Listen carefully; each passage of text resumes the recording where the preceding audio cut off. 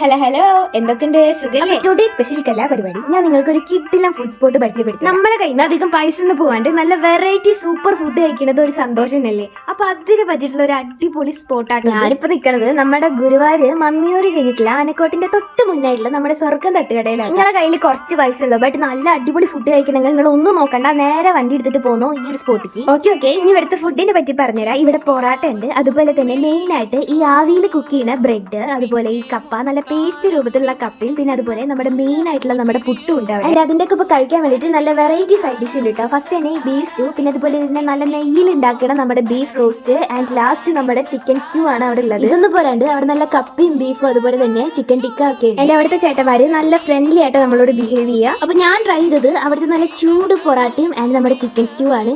എന്റെ പൊന്നോ, ഒന്നും പറയാല്ല, സൂപ്പർ സാധനം. അപ്പൊ ഗൈസ്, നമ്മുടെ സ്വർഗം തട്ടുകട വൈകിട്ട് ഒരു 6 മണിയാകുമ്പോൾ സ്റ്റാർട്ട് ചെയ്യും. സ്പോട്ട് മറക്കണ്ട, മമ്മിയൂർ കഴിഞ്ഞിട്ട് ആനക്കോട്ടന്റെ തൊട്ട് മുന്നിലുള്ള സ്വർഗം തട്ടുകട. Okay, bye, see U.